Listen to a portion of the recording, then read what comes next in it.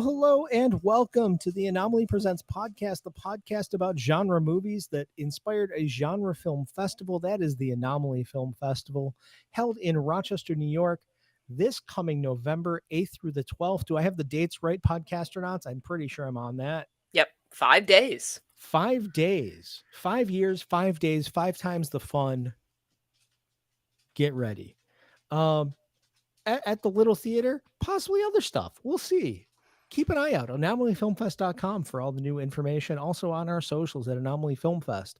Now that we've gotten the plugs out of the way, we will talk about the movie that we're ready to talk about tonight. It is 1996's Bound, the debut feature from the Wachowskis. They wrote Assassins with Stallone and Banderas, if we remember that. It's a fun one. it's aged better. It's like cheese. Like it wasn't great fresh, but as it goes, it's decent as time goes on. And now we're going to talk about their feature debut, the proof of concept that they could handle a big movie. It's Bound, and I'm going to throw it to our podcaster at KP to talk about what our subtitle for this movie is. It's one of our favorite genres as far as movies are concerned. KP, what do you got? Of course, it's Be Gay, Do Crime. The best of the best. And man, is it a good one. Like, Anomaly's favorite genre, Be Gay, Do Crime. yeah. And this is Supporting girl wrongs. Like this. So good. So good. Yeah. So where do we want to start with this? Because it's like I say, it was kind of the proof that the Wachowskis could do a film. So the next movie they did after this was The Matrix, which is wild to think about. If you watch this movie, which is very much like a 50s, 40s style noir. I saw a reference that they were kind of doing an homage to Billy Wilder, like that kind of thing. So, you know, if you were ever sitting at home and hanging out with your grandma watching movies on TCM like I was, you've probably got some warm vibes from watching this, because it's very much just a 3 or 4 character pot burner, right? It's just a noir. It's I like that. It's an act. Like that. I feel like it's an excellent combination of a film noir and a heist, with like the tropes of mafia and love interests and star-crossed lovers, and it's got all the things, but it does it in such a unique way that it really nails like these genres so well. It's amazing. It's the sort of movie that you watch and you're kind of taken aback because it's got such an old school feel to it. At least as far as I was concerned. Like I was watching it, and it definitely feels like a classic immediately. And I think before we got started, I was telling KP, I think the first time, that should be a thing we do, right? Let's introduce the podcastronauts before we get too deep into it. Well, you said KP, you passed it off to me, but we got Dan. I was like, here.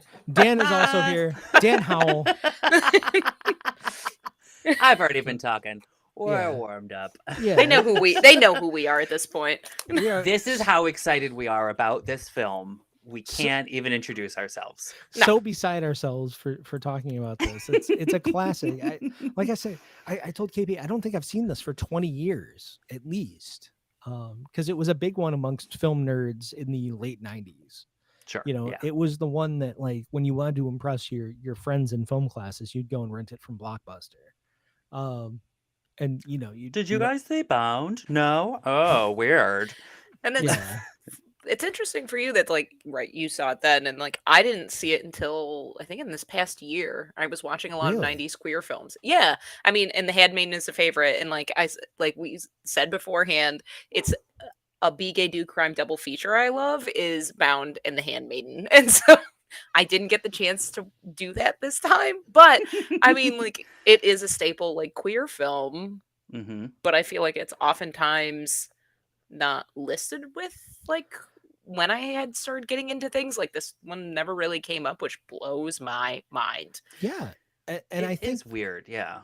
I that think that's an interesting thing is that the queer context, believe it or not, it really didn't come to the forefront until years later. So like speaking as film nerd from late 90s, we watched it because it was a really cool noir by these filmmakers that they hadn't even made The Matrix yet. Like it was like, hey, come watch this cool thing. It was usually like when I watched it, it was a double feature with Reservoir Dogs. So Oh, I could see that it was yeah. that being, kind of thing because yeah. it was in that time frame where you had like that and Art of the Gun and Reservoir Dogs and all those kind of like Hmm. Desperado was a big one, or El Mariachi. Like Yeah. it was that era, and it's only in the last I'm not going to say 20 years, but probably in like the 7 or 8 years after, like post Matrix, where it really got that kind of queer cachet that I find is interesting. Like it's evolved with culture, which I think is kind of a cool thing. I couldn't Um, find the number right before this, and I was looking because I thought I had heard recently, like what I started watching '90s queer movies that I could get my hands on, and like that mid '90s, I think is when the approval rating went in the U.S. went above 50%. So mhm. like between this, The Adventure of Two Mm, Girls Falling in Love, um, was the Edge of 17, like those are all kind of around this time where you you're getting a bunch of queer movies leading to this kind of flip-flop. right. Oh, that's interesting. Yeah. Yeah. And like that. And I think this also does well, in that kind of mid to late 90s period, there was that everything was becoming retro Yeah, again, where everything was very 40s, 50s, a little bit of 60s in like every walk of life. I mean, that's when, the Chrysler Prowler came out, that ridiculous car, and like the Mustang became retro again. yeah, So it that was also, it was like every industry had it. I mean, fashion was going back to the 50s and 60s. So it really nails that it takes place in the present, not present, but felt very 40s, 50s, Yep. even right. though it wasn't, which was fascinating to me. And every time I see it, I'm like, I love that it is both a time capsule of the mid to late 90s and also the 40s and 50s, which is like crazy. Well, that was kind of the thing, right? Mm-hmm. Because it was, I think initially the Wachowskis tried to make this with Warner's, and they kind of came away from it because they wanted the Gina Gershon character to be a guy. Right. Yep. And they said, Um, "See you later, suckers." and then They the said that story's been made before. We're uh, done. a I hundred mean, thousand times, yeah, you're not going to beat Bogart, and that's pretty much where you're going with this. So we're yeah. just going to rock with the new invention of it, and it was I think Republic and the De Laurentises. Mm-hmm. Is that Mhm. Yeah. right? That Yeah. made this, which God is kind bless of them. it's a through line, right? Because I think the De Laurentises were heavily involved in the Matrix too, so they kind of bought into the Wachowskis really early, and Yeah. for good reason. Because Which is amazing that they saw that vision. It was like, good for you. and that's the interesting thing about this movie, right? Is that you watch it and it could be just a typical 50s pot boiler, right? It could be Mm-hmm. just a I don't want to say like a rip off of like a Dashiell Hammett or something like that, but it's got those beats, but stylistically, it's very modern, and you get some of those flourishes that you'll see in the Matrix a couple of years later. Like the Mm-hmm. thing I always flash back on. We should probably talk about the plot a little bit, right? That's Before okay, but we're talking before about we get the into the movie, visuals, and so I'd right? say we're doing great.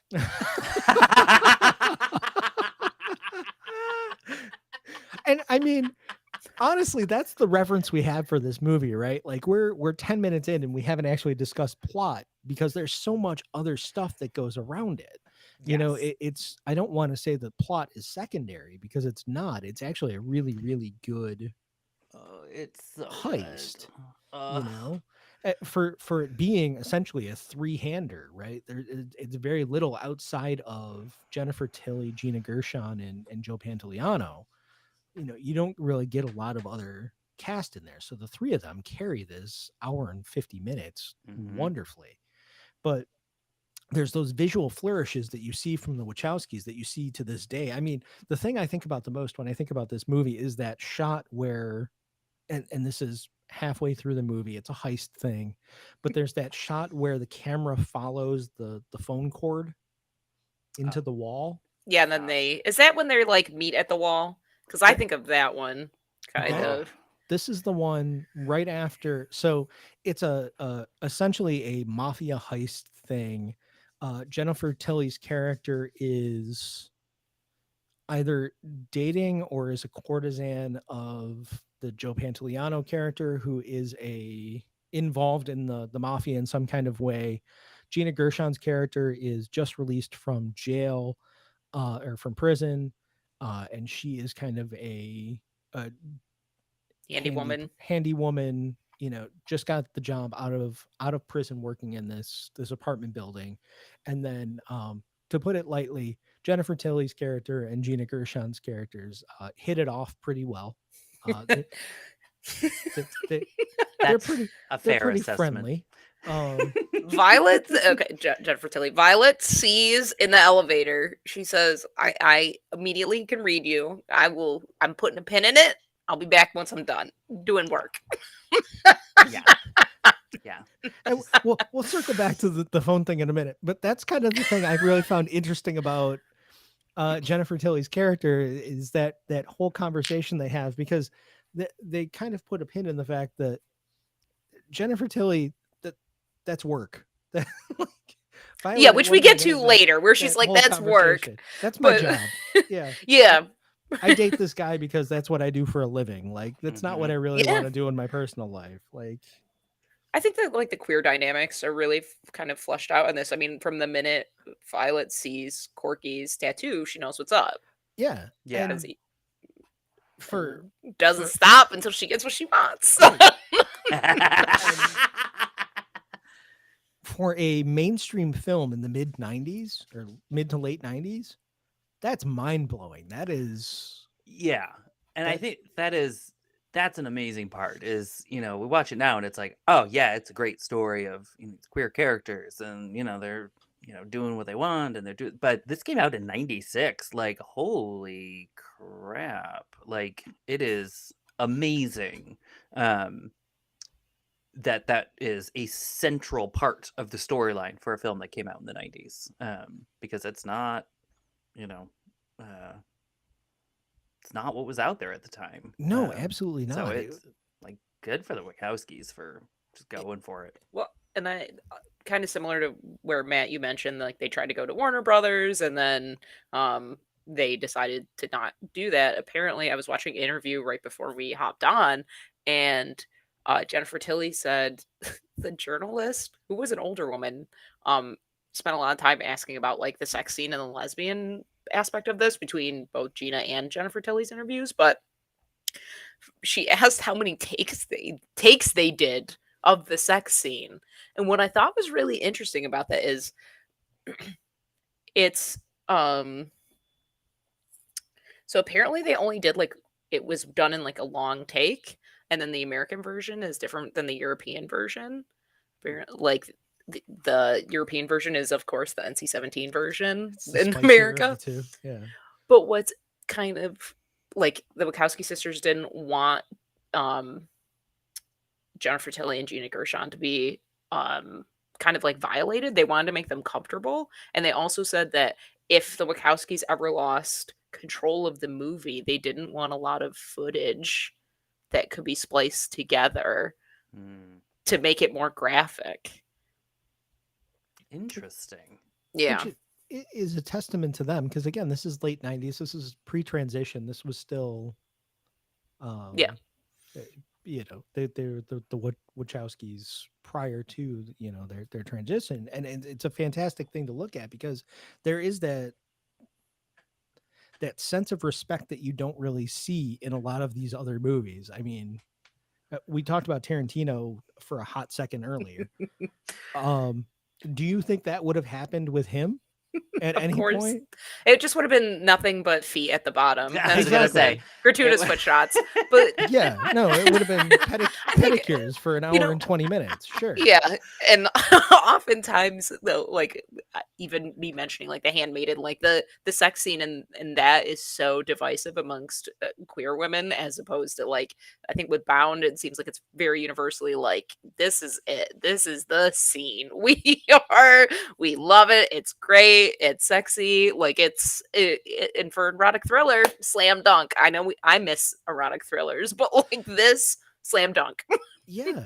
And that's another thing that I wanted to bring up that I find really interesting is that at the time, this did get kind of lumped in with the 90s erotic thrillers. This was kind of in with the Mm, whole Sharon Stone oeuvre, right? Like the Basic Instinct, the yeah. Sliver, Last Seduction, like that kind of stuff. But I feel like, and not to discount those movies because they all have value. Yep. But I feel like this is one that kind of supersedes a lot of that to me. Like I Hmm. feel like Agreed. there's actual movie behind it rather than, and again, I don't want to Yeah. discount it, but like Last Seduction could very likely be something that you discount as something that's a little bit more dressed up version of a late night Cinemax kind of thing, where this one Hmm. is there's more art to it. And I Yeah. feel kind of strange saying that, but it's the reality of it, right? Like you can kind of see um that there's respect and art behind it. And Hmm. again, not to say that there's no respect or art behind Sliver or Last Seduction, but it's different, right? It's not for me. It doesn't feel gratuitous. Yeah. Hmm. In the way that a lot of those late '90s erotic thrillers do. Um, Agreed. Yeah. But I think to your point, Matt, I think I think that stems from the Wachowskis, you know, vision and uh, their touch to how to tell these stories where it's like, well, yeah, it doesn't have to be that same type of like graphic or, like that dressed up, you know, yeah, Cinemax thing. There's more to it. The art is definitely there. You're right. That yeah, it's not just we're doing it for the sake of doing it. We're doing it because this is also an important plot point and we want to do it well. right, Like all of the other beats we need to hit in the story. That is a crucial part of Corky and Violet's story. yeah, Is that art through exploration for those characters, which yeah. is I think it's fascinating to see, and I think they did it so well. It's amazing. The phrasing I see a lot of times is restraint, and I don't feel like there's Hmm. restraint behind this. There's Hmm. just purpose to it. Yeah. Yeah. There's a premeditation. It's not just because you know.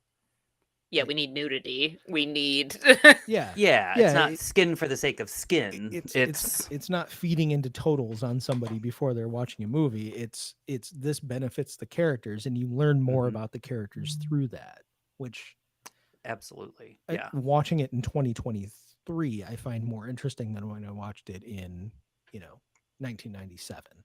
Sure. well, Is that especially considering where we are right now with like right? the kind of lack of sex scenes or even just lack of sexiness in movies. I just And that's Yeah.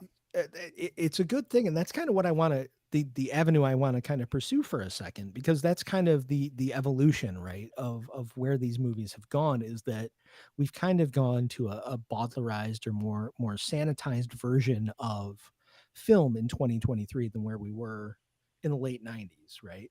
Hmm. um so that's kind of the interesting thing to look at. Like, how do you think this would play if it were to come out today? Oh, that's a I this would be much. I feel like this would be a much more difficult movie to. I don't want to say get off the Well, ground, but to get the type of release it did. let's start from scratch. Do you think this would have been something that we would have seen an R rating on? Well, they tried to give it NC-17 because they had like two scenes where they flipped out. It was when they're sitting in together and Corky goes to move her hand on Violet's leg. In the American version, she just puts her hand on her thigh and it cuts immediately. But in the European version or the NC-17 version, Corky puts her hand on Violet's leg and goes to like move it up. And then in the actual sex scene, which the American version, well, I'll start with the NC-17 version. The NC-17 version has Violet's hand on Corky's thigh. But in the European version, like I guess the camera didn't swipe like it was supposed to. And so it ended up on or no,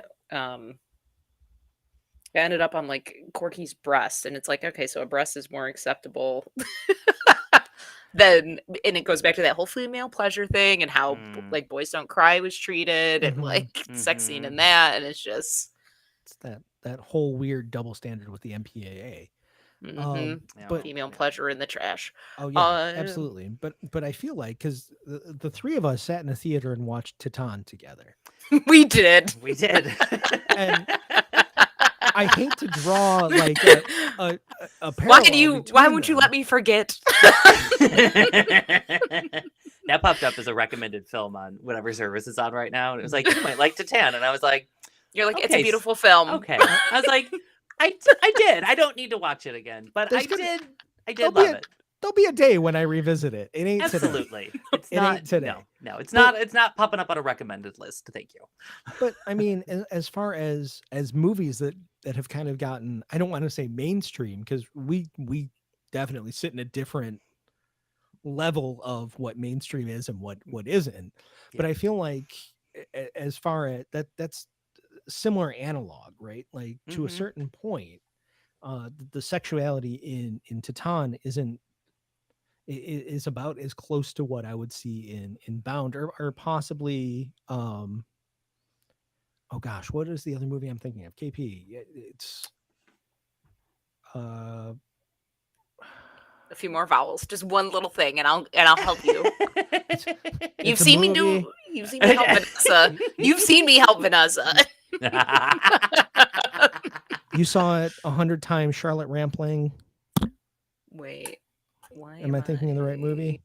Are you talking about like Portrait of a Lady on Fire? Because that's the one. Always, you know what? And I thought that's what you were talking about. Yes.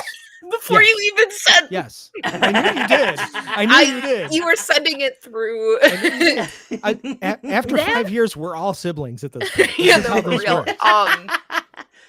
Yes, but I think like the sex is comparable to that. It feels very, and like Portrait of a Lady on Fire, it just feels real. It feels lived in. It's serving a purpose. It's like all the things kind of you described for this movie. And Portrait of a Lady on Fire was like a hit. I don't know if it would be winning all of the, like Bound would be winning all the awards, but like I think on an indie level, I think it would still, and a queer level, I think it would still hit. But I think they may still, like the Wachowskis would still in theory find some of the same challenges probably that they did in trying to make this in the 90s. Yeah, for sure. I would wager there'd probably be a few more roadblocks just because it seems like we've kind of swung a little bit more puritanical. Oh yeah. Yeah, which is we don't crazy, for better or for worse. It seems like it's a little bit more frowned upon to have that kind of sexual content in a movie, Yeah, and complicated characters, and they're toxic, and I could think of all the silly things people would say. Sure, I mean, look at the little bits of discourse you see coming off of Oppenheimer this summer. Well, media literacy is out the window. Exactly. Which shout out to my brother who actually teaches media literacy in his class. God bless. So there's at least 30 kids in the county. Between 30 and 120 kids in our county that have some kind of media literacy. Everybody else, you're on your own. But like but that's it. Like, and I find it interesting to Mhm. see how that plays as opposed to this, which came out. I mean, it's going on 30 years ago. Yeah. Wow. Um, Oh my god. right, 96. Okay, I'm gonna need a minute on that one. That's Uh huh. Uh huh. yep, Uh huh. yep, Yep. yep. Yep. Yep. That is how math works. It is painful, Oh but dear. it's an interesting thing to see. So it, I feel like if the Wachowskis turned around and released this today, it would be really divisive. Oh, Um, Yeah. absolutely. Yeah. Well, I like that. I mean, I think Titane is a great example, and I mean, yeah, I mean, the movie was well, I mean, Titane was bonkers too, oh, but sure, Benedetta the same, where it was like it was great point. Paul so Verhoeven. nuts. Paul Verhoeven, man. Love him. Um, but it's now when we see films like that, it's like again, I feel like we're a slightly different audience because we're like, yeah, we're gonna see it because I it mean, is so crazy. right? But I feel like for a lot of people, it's like, oh well, that's crazy. That's too much. Yeah. Which and it does. It feels like a weird shift, and I don't know if it's again. I feel like a lot of everything right now is overly polished all the Yes. time. To almost everything in media where I mean if you watch any of the even the late night talk shows on network TV, they are so I don't it feels so But rehearsed it's and super anodyne. streamlined. 100%. I Yeah, mean, yeah. it's There's you. not that spontaneity, and and The at the late, time, we were yeah. still like in the grunge era, so like everything just felt a little more guerrilla at the Oh, for time sure. and a little more in your face, like this is it. I mean, Yeah. If it came out today, the media that would happen for this would be the Wachowskis playing beer pong with Jimmy Fallon on the Tonight Show. can you even So like imagine? it's that sort of thing where there's not going to be a conversation. It's just here, Yeah. play name that tune with Questlove, and Oh, it's going to be, oh, okay. You exactly. know, It's Yeah. Yeah. kind of interesting too because right, everything that's on TV like feels so polished, and a lot of movies feel very polished, yeah, Hmm. thinking out. But then you think of, I think part of the problem, well, part of why things are becoming kind of a little puritanical is with access to the internet, you have access to the most horrific things, anything and everything. There's no controls unless right. somebody is actively paying attention to what you're doing. So I Hmm. think sometimes, like, probably some of these younger generations are seeing things that maybe they did not want to see, or in places they should not have been, and so they're just like, now I'm going to police it for everybody instead of just opting out. Yeah, True. That's true. That's a let me really just good point. create one comfortable place for me to be that I know I'm not going to see a beheading. Yeah, I Yeah. get that. Like, Which is just like, okay, then just turn it off. You know what right, like it, right. certain things where it's like you start Yeah. policing what other people are watching, and it's like, or getting Yeah. confused where they're just like, you attach morality to stories, Hmm. right? Violet and Corky Hmm. are complicated, but like complete people. I even felt a little tiny bit bad up until Caesar started throwing slurs around. For Right. Caesar's no good, very bad day. 'Cause it's like And the worst 24 hours in that man's life before he That's true. croaked. Before that it's the end and of that day. it's a perfect segue. Thank you, because we'll kind of get into the meat of the movie now that we've kind of talked about the social Everything's around impacts. it, but we love it. Right. Yeah. So yeah, at its core, it's a really classic, girl meets girl, girl steals money from man, man has bad day, man has worst day, Seduce and girls escape. scheme, Yes. seduce and scheme. Yeah. So yeah, you've seen it before, but not with Joe Pantoliano. So, Did but such a good job. that's and that's yeah, it's one thing. He is the MVP of this movie. He really has to. He has to do a lot of work. Like, Improbably, yeah, His role is exhausting. yeah, Like he is so frenetic, yeah. like the whole time, but like at varying degrees of frenetic. It is impressive. He's a Roman candle every time he's on screen. yeah. absolutely just It's true. That is incendiary every time he's on screen. such an accurate description of his character. Like rewatching this movie, but knowing it has like the ending it does was kind of I think going into this like fresh. I'm trying to remember that feeling, but it was I love kind of how you start with okay, you see Corky is tied up in a closet, right? And so you're like, okay, well, this poor woman things didn't go right for her, and then we get into their first meeting, and you're like, femme fatale, Violet, here we go, like. And this is Yeah. why she's in that fancy closet with all those shoes and dresses. And It's Jennifer so Tilly good. plays that like Lauren Bacall, like Oh, it's just to the hilt. It's she so is good. so good in this She's role. incredible. So good. Like yeah. I mean, Jennifer Tilly continuously amazes me at like how Yeah. well she nails like, the weird gamut of characters she's Yeah. played, and it's like well done, well done. Because I watched this last summer when I had COVID, and it was like I was on like a weird Jennifer Tilly kick because it was in the midst of watching all the Child's Play Chucky. movies, Yeah. and I was like, wow, she's something special. You forget Yeah. how good she is, and then she pops up and stuff, and you're like, my God. Yeah, and Kudos. she's one of those too where it's like it's no secret that she has a very specific voice. Like Oh, it's yeah. not like But- she's not an actress that's gonna like disappear into a character. Like you're doing it because you're Jennifer Tilly. Like Yeah. you're Even gonna bring that- this level of yourself to it, which is it's so fascinating. Yeah. There's something so special about the way she modulates in this too, because if you watch Mhm. it, she does like the Betty Boop voice whenever she's around Yeah. the men. Yeah, Her voice goes up umpteen octaves, right? It's Yep. like the most fascinating. squeaky, She's putting on that like Mop- Marilyn Monroe voice. Yeah. Like Yeah. the Happy Get Birthday, Mr. President A voice. little It's extra weird. breathy. Exactly. It's a Yeah. little like Caesar. Yeah, it just Yeah. it comes She up puts higher. It's the full and then Jessica when Rabbit, like yeah, she puts that whole thing on it, right? And Like, then Yeah. it comes full circle when she sees her, like at the end, when she's got the gun on Caesar, and he's like, "I know you. You wouldn't do it. You wouldn't do that. You would have already killed me. But I know." And then she's just Caesar, you don't know shit like that. And then bam, Yep. but Just- like that kind of.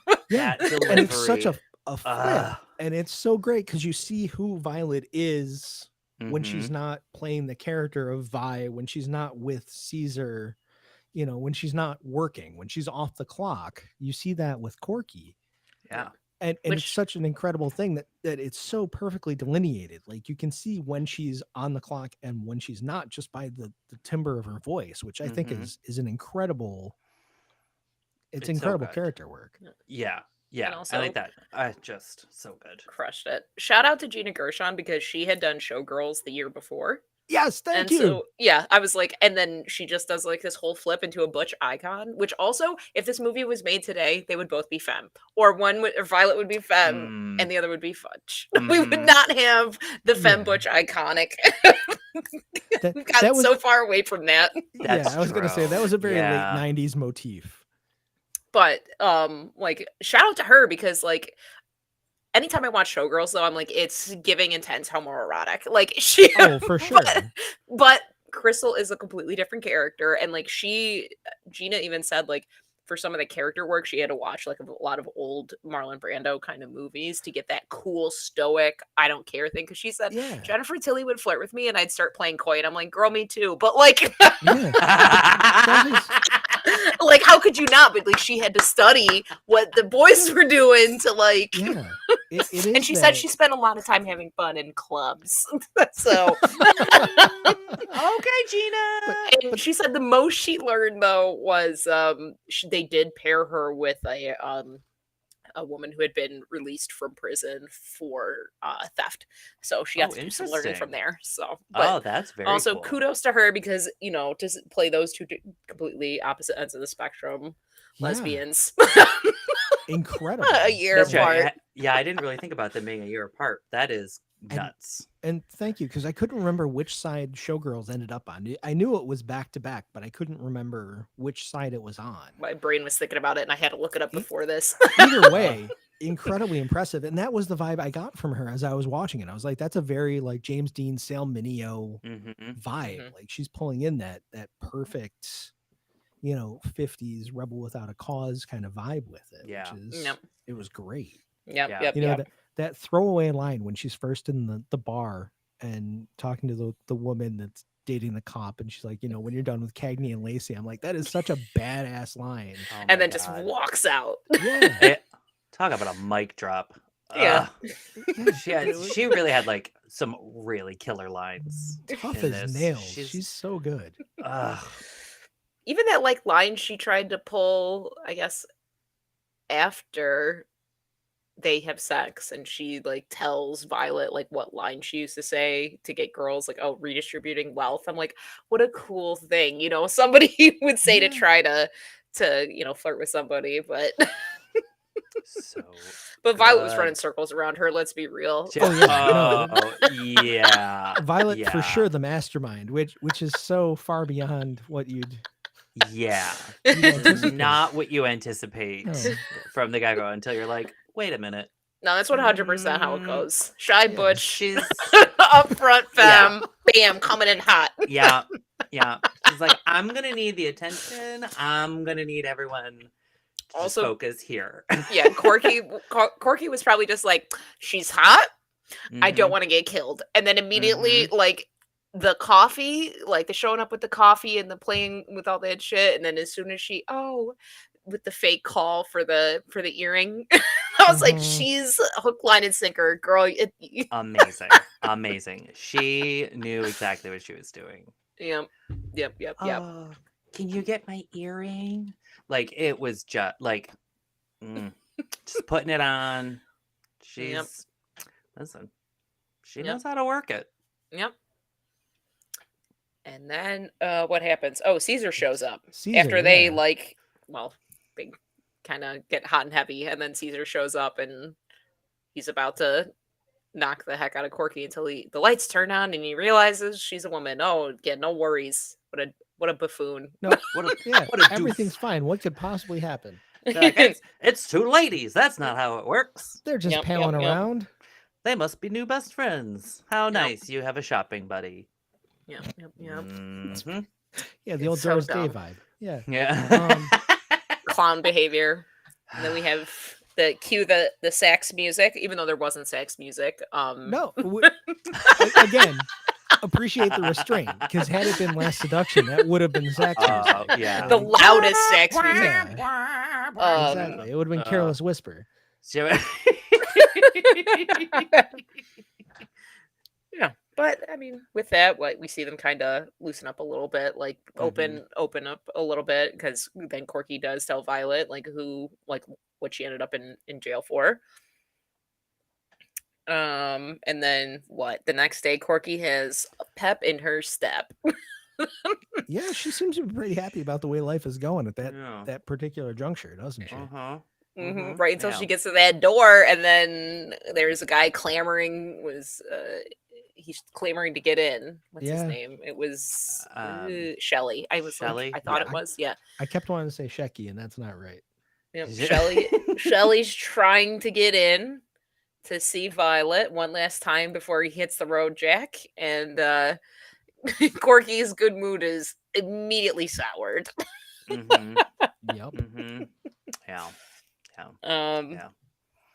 And then is that when we meet? Like shortly after, do we meet like Christopher Maloney? Yep. Yeah. That is when Johnny pops up just shortly after that.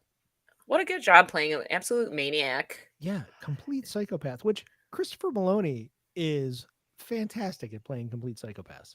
Mm-hmm. Yeah. Mm-hmm. I feel like he's another one where it's like, no, you're really all over the map with your characters. This is, which I feel like, again, it kind of gets lost, like a Jennifer Tilly, where it's like you just think of him from Detective Stabler. Yeah, From so SVU. Stabler is the outlier. And that's the crazy part. It's like I feel like it's the most well known, but He the has random outlier. It's like you got Wet Hot American Summer, you got Pose, you've got like he's so in everything, and his characters are so nuts. It's So that he got just incredible. he got the steady 8 to 5 playing the cop, and then he Yep. could moonlight as the Smart. complete I and total mean, psychopath in everything else he played. Because he's even in, what is that show Oh that my Patton God. Oswalt had on Sci-Fi? I forgot this. I looked Happy. this up the other day. Yeah. that's And he also right. does Yeah. Jim Gordon's voice in the Harley Quinn cartoon show. Yes.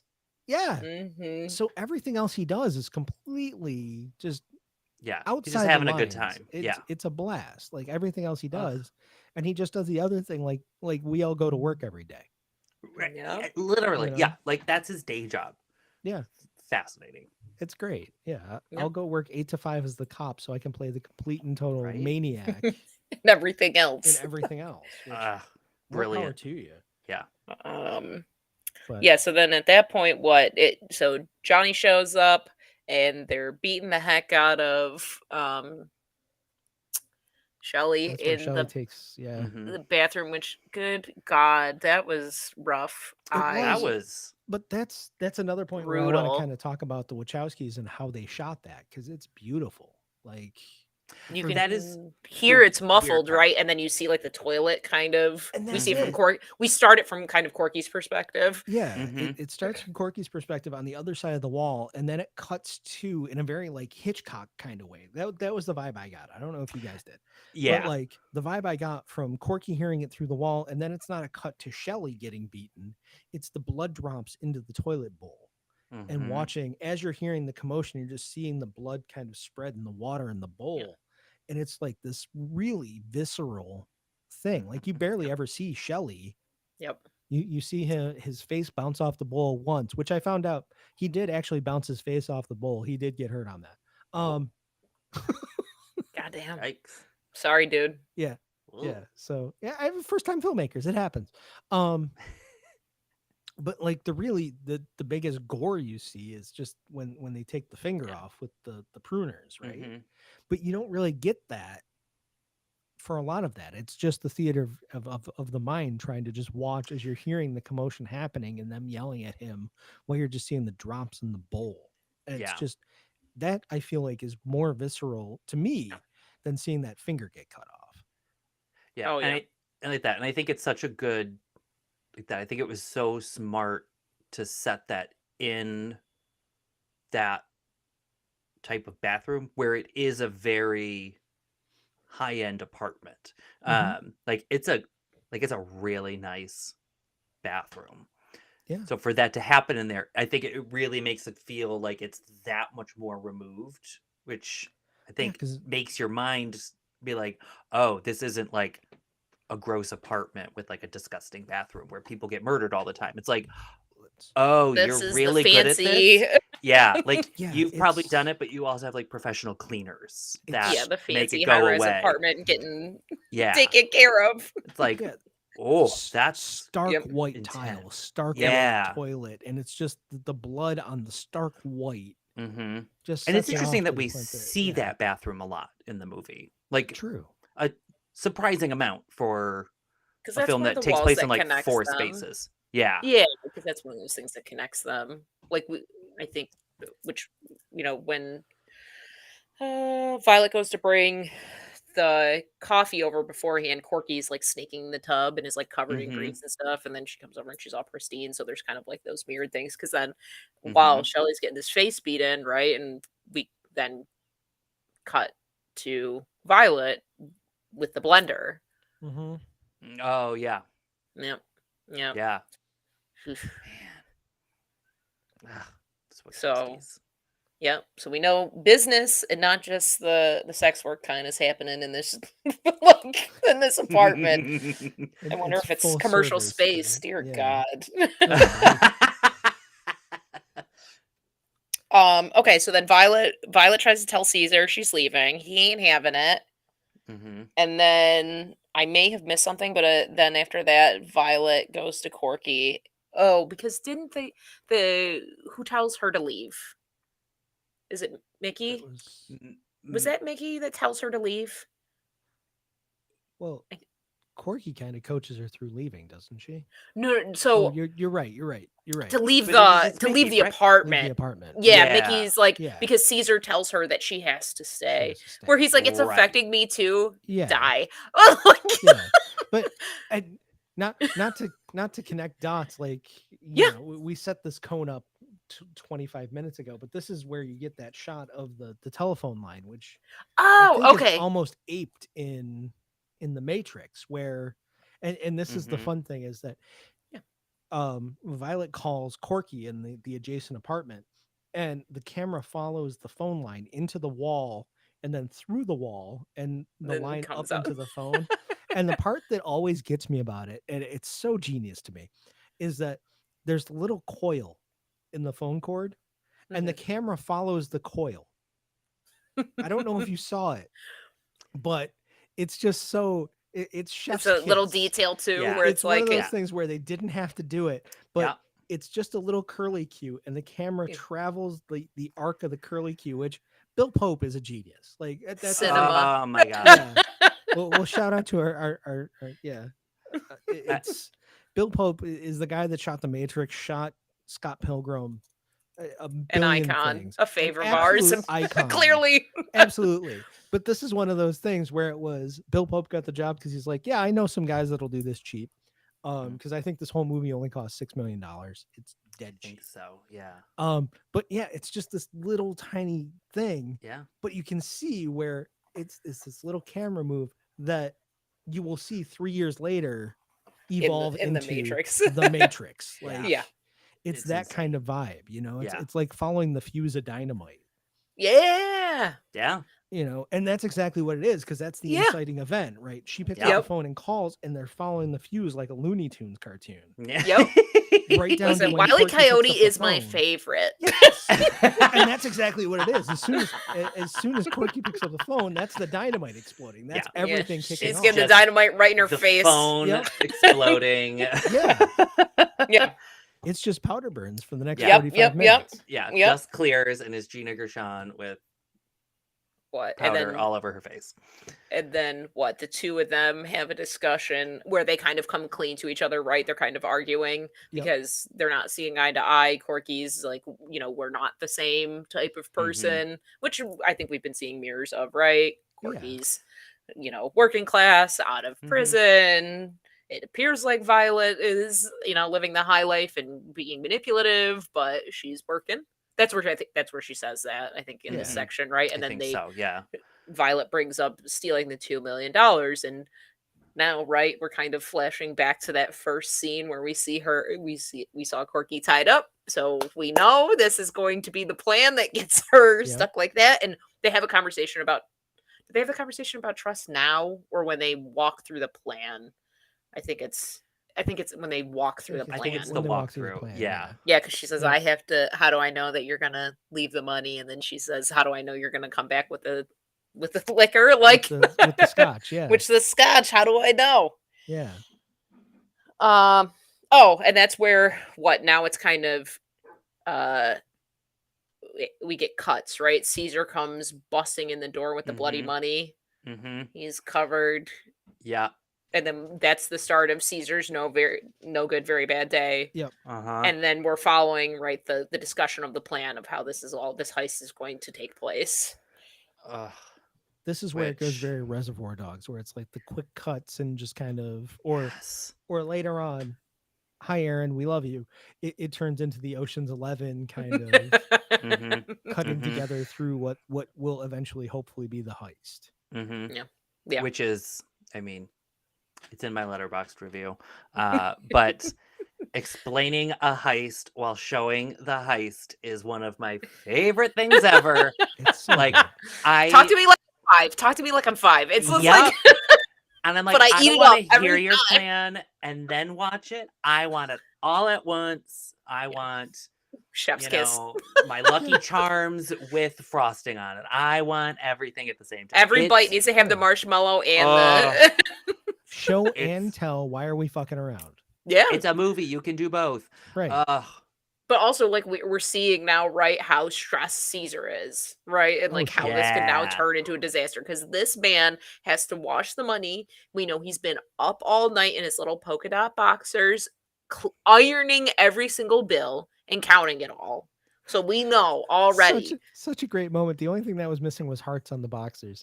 Yeah, no, for real. That would have been But what a visual too of him literally just with the ironing board and each bill and God. it just hung up around the whole apartment, right? And you We're want to talk seeing and feeling Yeah. what $2 million like feels like.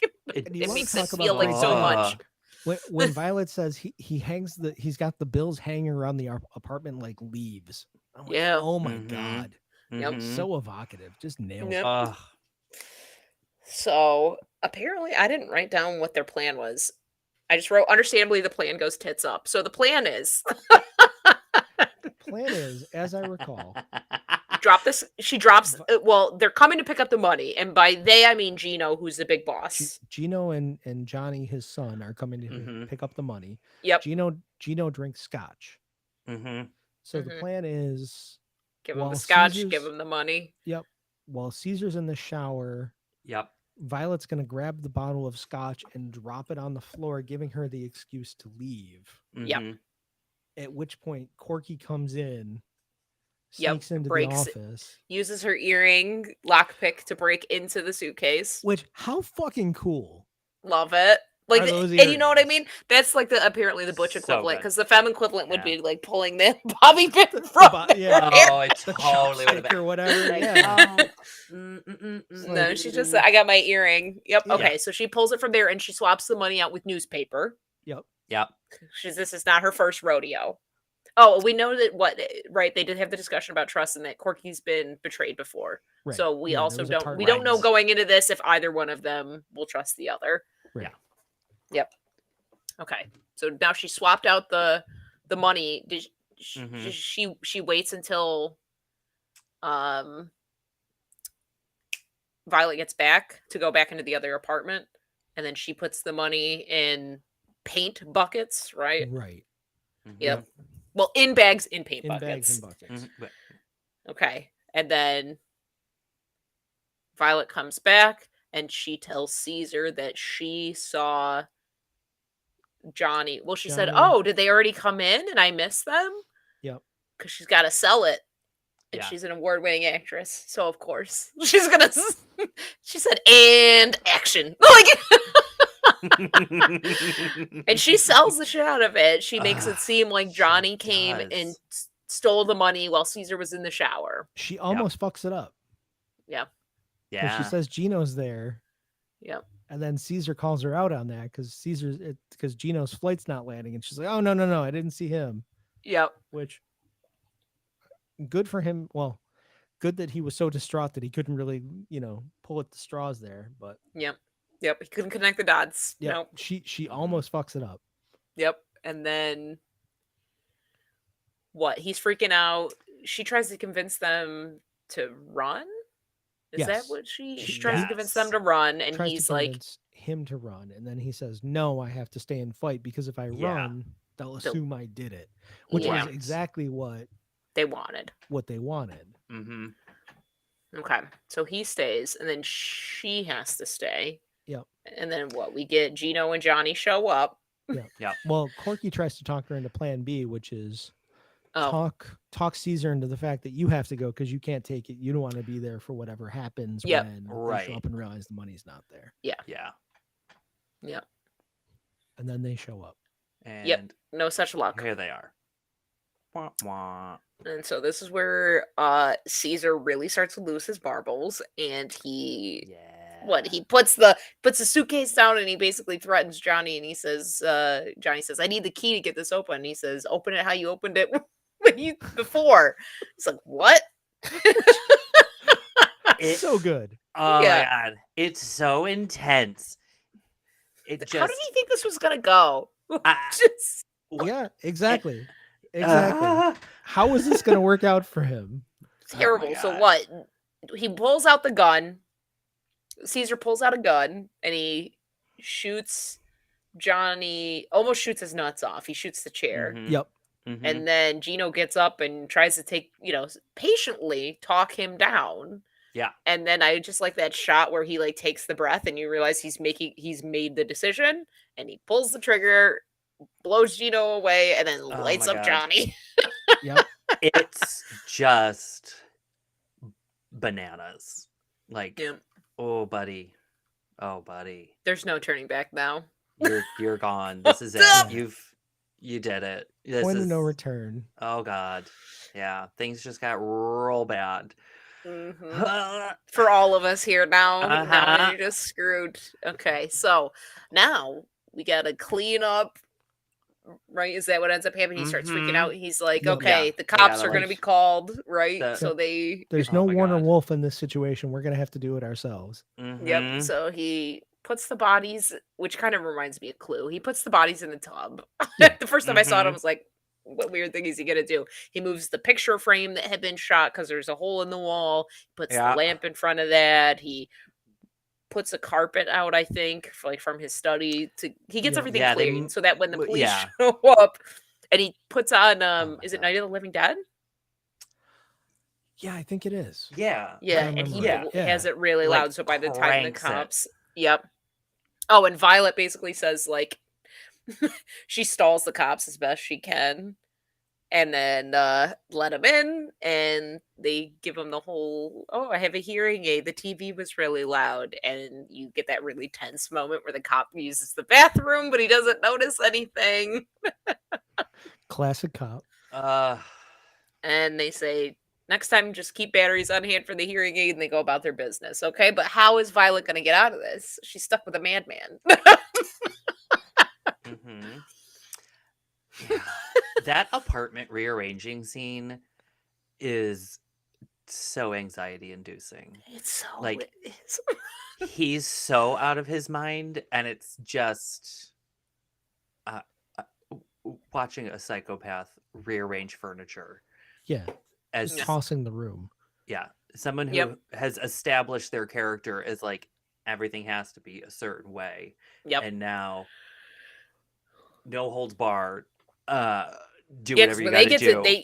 he makes them go to Johnny's to tear his place Yeah, apart, and I mean in all shambles. tear it apart. Right. It is insane to watch. Yeah, Yep. like, I think about that scene like a lot. I'm like, wow, Because they he's really like went all in. dripping with sweat at this Oh my point. Like, I god, mean, he's drenched in he's his so little like gross. white tank top and Uh-huh. grasping at straws. And Violet's like kind of convinces him to call Mickey. Well, inspires him to call Mickey to buy them some time. Mm-hmm.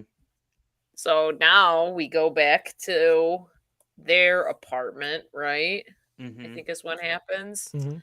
Yep. And oh, and Violet calls Corky. That's what happens, I think, is the And mistake. that's And then we get that scene where they're like wall to wall, I think. yeah, because Yeah.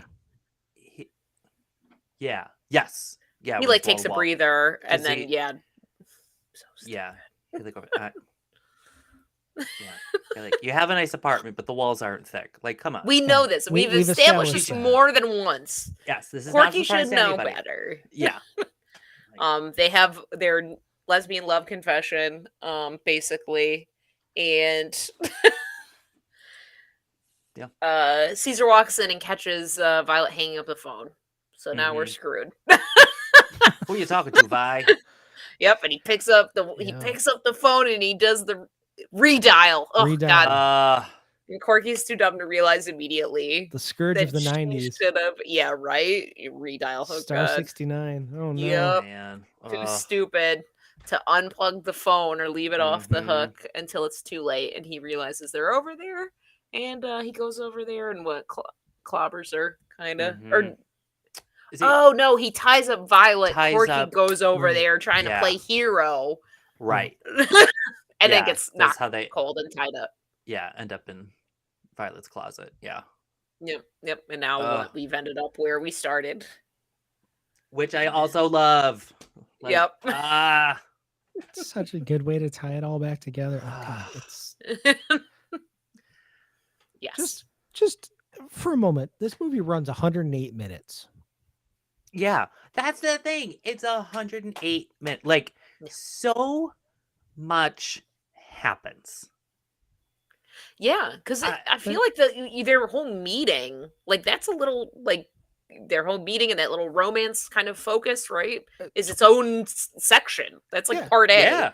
And then 22 now, minutes. yeah, and then now it's just a marathon Right. Oh my I feel gosh. like kind of to the Yeah. end. To the yeah, there's no stopping for the next 35 minutes. We're just going to the end, and there's no padding to it. There's no Oh God, stopping for no. breath. No. You Yeah. know, and this is another thing. Not to compare the late 90s versus today. I sound like I'm 140 fucking years old, but like Just knock 100 off of that, and you're about there, right? you're right. Yeah, I'm in my mid 40s, which might as well be 140. But I feel like if this movie were to come out today, 2 hours and 35 minutes. Oh my Yeah, God. and it doesn't There would be need so it. much filler. Yeah. There'd be so much stuff. You'd have a subplot with the police, and then there'd Mm-hmm. be another thing with the backstory between Gino and Johnny that would be 30 minutes. Oh And God, yeah. I mean, Violet would have to go shopping yeah, you'd at some have, point, like yeah, picking out new dresses and there'd be a 25-minute makeover scene with Corky. Like there'd be a oh whole, my God. Okay, well now I kind of want to see that though. I Like, mean, Listen, I'd watch them go out on dates. Let's do it. Let's go yeah, back to the that would lesbian be bar. If the extra that would be if the extra time is them just uh, in shenanigans at the lesbian bar, let's do it. Like drama.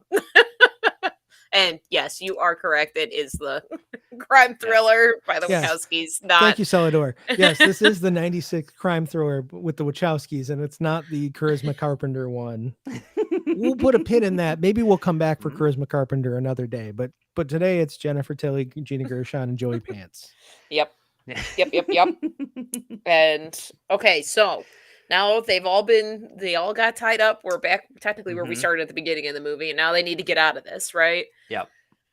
Does it he's trying to figure out where the money is? He's trying to figure Yeah. out where Disney but yeah. And he's going through things and he's trying to Mistakenly leaves Violet unattended. yes. So Yep. then she gets out and calls Mickey, Yep. Mhm. right, to come. Yeah. Yep. And then she. Oh kind of- no, or does Mickey shows up because he's worried Right. first. And then she yeah, like yeah, calls yeah. him. And then she suckers To him come into back, thinking yeah. that Johnny Yeah. and Gino are hurt. Yes. Yep. I mean, they're not hurt. As I she's mean, just they're- casually putting her lipstick Yeah. on. Uh-huh. It's like an icon. So badass. She's like, I can't go out and save my woman and get this 2 million without, with my lipstick smudged. Gotta look. I good. gotta look good.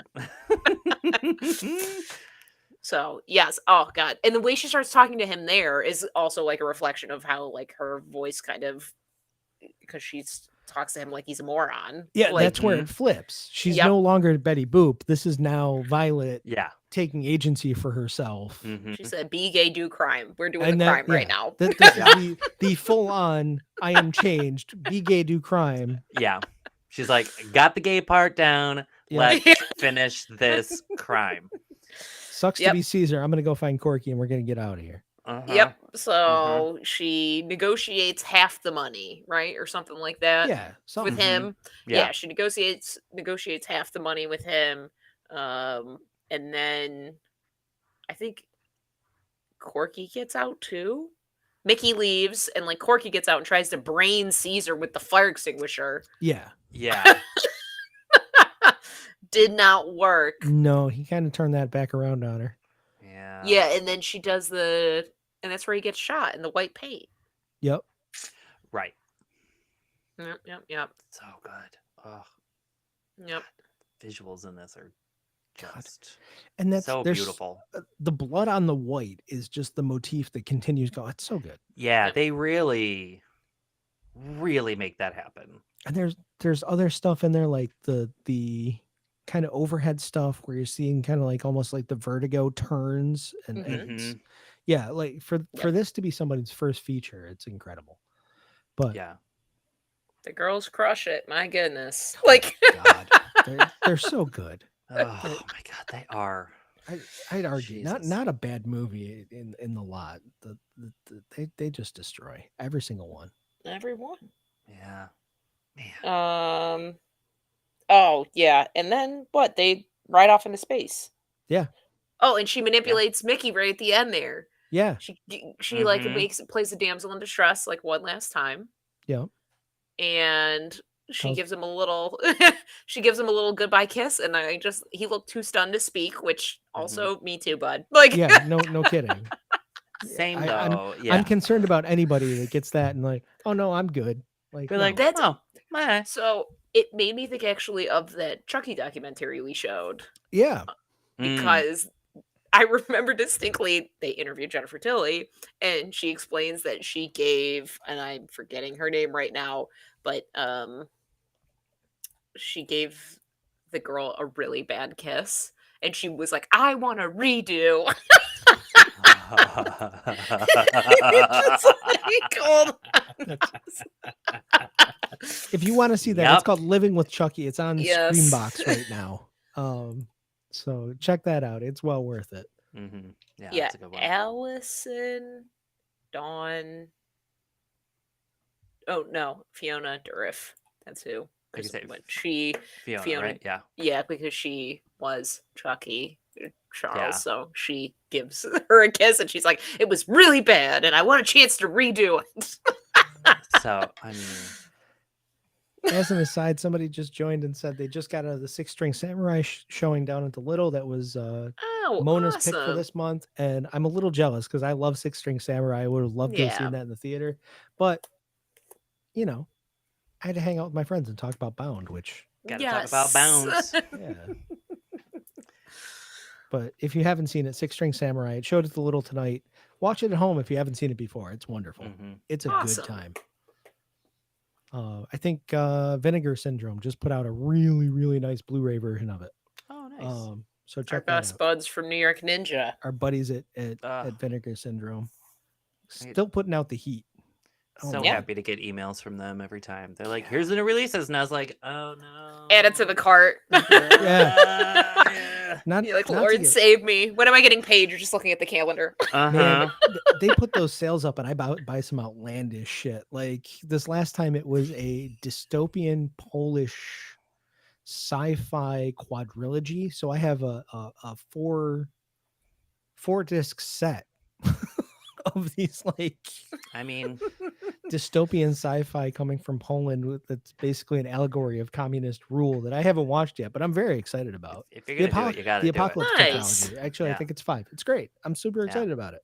Yeah. But you know, Vinegar Syndrome, they Wonderful. put out good stuff. Ah. Also, they just They put do. out Drop Dead, not Drop Dead, Guest House Paradiso, which is Rick Mayall and Adrian Edmondson. You know Rick Mayall from Drop Dead Fred? From Drop Dead Fed. Yeah. Okay, that's why you're saying that. My brain immediately goes Drop Dead Gorgeous. That's like no, Drop we Dead should do Fred. like an Anomaly Mad Libs of Right. or like a Oh, yes. you know, what's the first film that comes to your mind when I say this word Drop or Dead. these words? Yes. So, Oh my god. That'd be a fun little game. That would be amazing. so for folks of a certain age, they remember the young ones from MTV. It's Rick Mayall and Adrian Edmondson from the young ones. They do a comedy duo, which is basically like the Three Stooges, but they're two of them.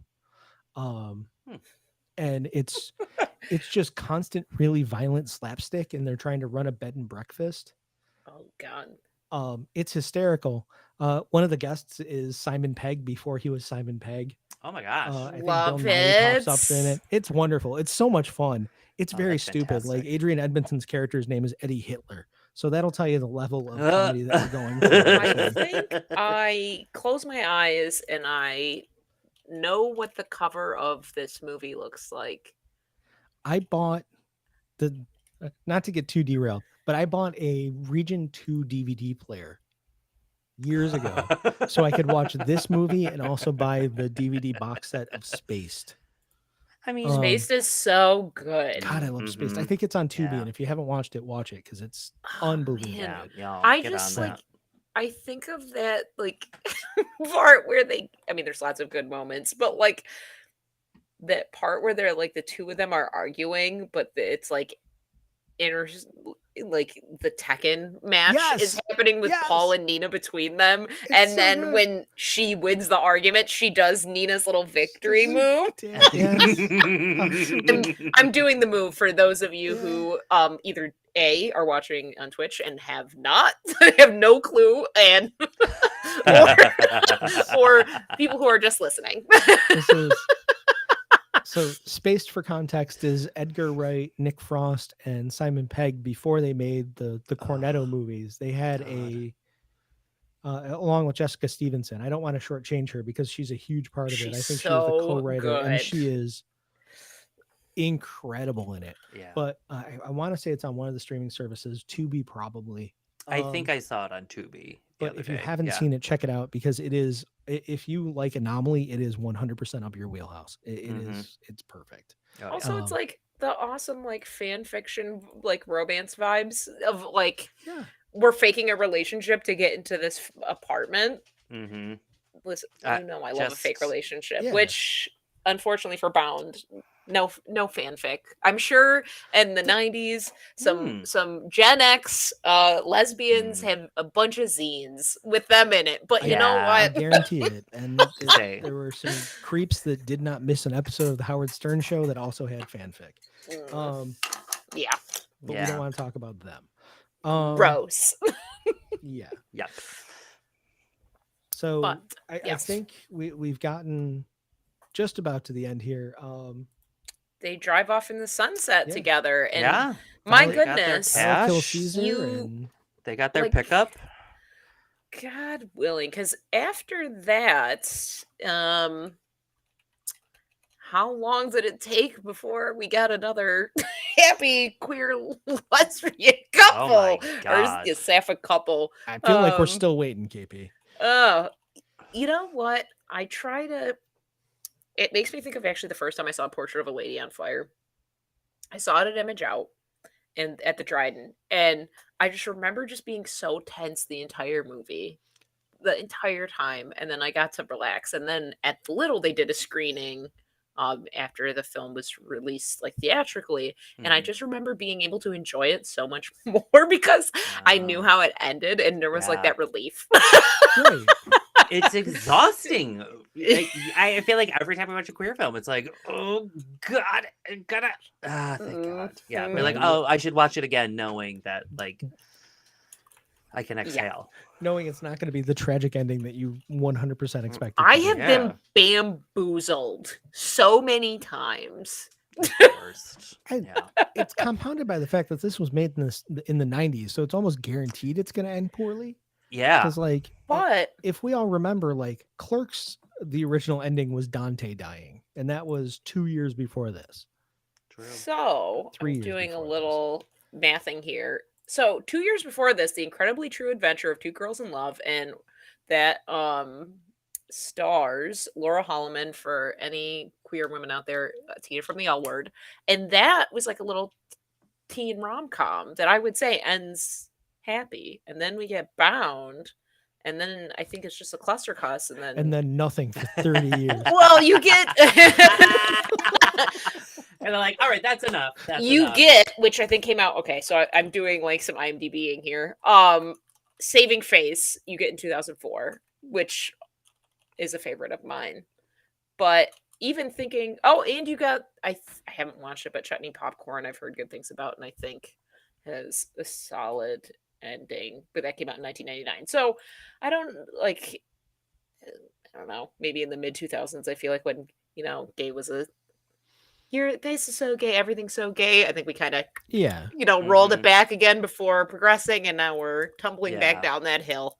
exactly. Like, Well, now it's not 100% going to be the bummer where somebody's going to die. It's just going to be very chaste. Like, chased, or I'm thinking of Yeah. even like genre queer movies. I yeah, mean, like there are Titan is a perfect Mhm. example, but like having those genre movies where people can be messy and Yeah. Yeah. yeah, scam, seduce and scheme, be gay, do crime. I at least have Yeah. Harley Quinn and Poison Ivy. there you go. But I feel like mainstream Ah, at seriously. this point, it's always Come going to on. end with, and they were roommates. Like, Good old so- gal pals. yeah. Ugh, So thank Magnificent. the worst. thank whoever for the late Oh. 90s. They were messy, but you got some good stuff out of it. Yeah, Seriously. honestly, Ugh. I Um, will say. what final thoughts do we have about the Wachowskis, Bound, Jennifer Tilly, Gina Gershon, Joey Pants, Chris Maloney, Kevin Michael Richardson is a cop at one point.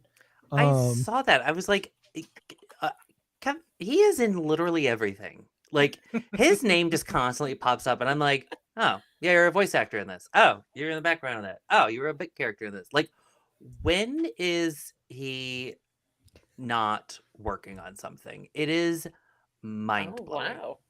He was Martian Manhunter in Young Justice. Oh, my man was Goro in Mortal Kombat. Yeah, He's in literally everything. yeah. Kevin Michael Sir, I Richardson is love an you. MVP.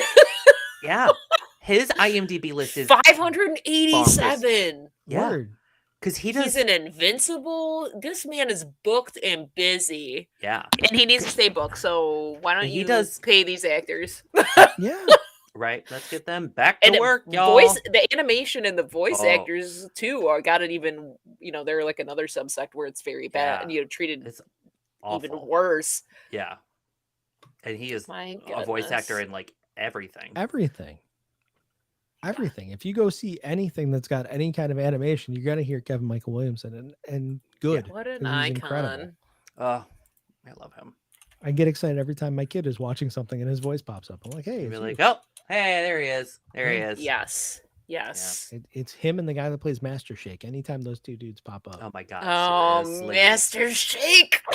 there's not to get too far off, but there's a Lego Star Wars thing where that guy is in it. I can't remember. It's like the Stop.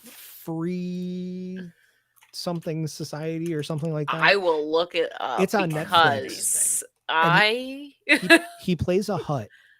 And KP, I am telling you, it's Master Shake it's being straight a up hut. Master Shake as a hut. Like, it's Oh, man. hysterical. Every time it's Incredible. on, I'm just like, this is I'm- perfect. And it's perfect timing because I'm reading like the High Republic books right now, and the Huts are involved because they're Yeah. trying to scam, to create unrest because they don't like the Jedi's having like everyone having peace right Yeah. now. So it is very timely, and I will look it up because it's, I just love his voice. I don't. It's so Lego it's Star Wars: his- The Freemaker Adventures on Netflix. okay. Or maybe it's on God. Disney.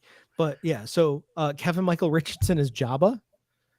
And Oh, it did more than one hut. yeah. And then course. Master Shake plays Jabba the Hutt's cousin, the annoying guy. And it's straight up Master Shake. Genius. Ah, The which fact that Master the hut Shake just is doesn't the lay there most and annoying. roll at any given point really bums me out. Incredible. Oh, Master Shake. what a so talented group of good. people made like a masterpiece, and I think Yeah. Yeah. sometimes that's one of the things I just love about what we do because like Mm-hmm. when either one of you or Bag or whoever suggests the movies, it's like Yeah. I find a new gem, and sometimes it connects to other things that we've Yeah. already talked about or something else I want to watch. It's a wild web that we're putting together as we go through these movies. You realize there's like, Yeah. Kevin Michael Richardson, Dick Miller, there's guys, there are actors that just pop up here and there. I mean, Barbara Crampton pops up how many different times? Oh my god. I Like, An icon. feel like she's like half of my letterbox at this God, point. for real. Between her and the Winnells, it's your year in review is always Yeah. is just Barbara Crampton. Probably yours Yeah. and Meg's. Barbara Crampton. probably Love that her. feels If I- about right. Yeah, if I had a letterbox, I'd be in the same place. It would just be the Barbara Crampton Appreciation Society. Uh-huh. Yeah, we'll just start a list. Yeah. Yeah. She's There's so nothing good. she's not good in. She was in that movie with Ah. CM Punk a year or two ago. That's absolutely brilliant. If you haven't seen it, watch it. Awesome. It's like a vampire thing. She ends up a Yeah. vampire. It's beautiful. It's so good. Okay. Travis okay. Stevens, I So think, did it. It's great. Good. Yeah. So yeah, this has been Anomaly Presents. We stayed mostly on topic this time, which I'm impressed. I feel like we did pretty well with this but- episode. But you know what? I We think spent everything. an hour on track and then Yeah. went off like this last end. So Yeah. kudos to us. And I think it's just that we're so fucking vibing on this movie and like what all Yeah. it jumped off to that It's- we just had 100 different yeah. things to talk about. Like it's an exciting film, and I think that's why we wanted to cover this. It's Yeah. the kind of thing that makes us want to put on a film festival, kind of like I said at the beginning of the show. Yeah. And that's why we do a film festival, which is happening in November 8th through the 12th at the Little Theater in Rochester, New York. AnomalyFilmFest.com. Anomaly Film Fest on all your social medias. Our good friend Meg is the queen of the socials. She makes sure you're up to date on everything happening. If you've joined our mailing list, awesome, thank you. If not, I highly suggest it because our good friend Dan runs that and puts all sorts of good stuff in there. If you subscribe to our mailing list and you keep an eye on our social medias, you're going to know everything about 2 minutes after we do. You're in the inner circle, the inner sanctum. You're right here with us. So please do that. Subscribe to the podcast, like it, review it, whatever you want to do. It is much appreciated.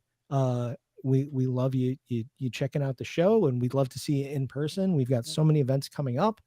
Keep an eye on the socials. Go to our website, and we can't wait to see you at the movies. Thank you very much, everybody. Pick up some passes. Heck pick yeah, up passes, merch. Megan, Still again, time to get those an early icon. Google passes. The iconic Megan Murphy did our t-shirt and hoodie this year. By the way, hoodie, we're heading into hoodie season. I walked out today and I was like, ooh, it's almost time for a zip up. So very excited to get my hands on one of the Anomaly sweatshirts this year. But it's all out there. It's anomalyfilmfest.com. And we are so excited to see everybody this year. We've got a lot of special stuff, in store for you. The movies that we're kind of going through, it's a tough year because everything we're watching is really goddamn good. So it's gonna be exciting. Whatever you see is going to be the best of the best, and that's no joke. It's going to be amazing. So join us. You won't know until you show up, and it's going to be great. So hope to see you there. This has been Anomaly Presents. I'm Matt Knotts. I've got KP and Dan with us. We are the Podcastronauts. We will see you next time here on Anomaly. And let me make sure I've got the right button. I'm pretty sure. I think it's this one. This has been a presentation of the Lunchador Podcast Network.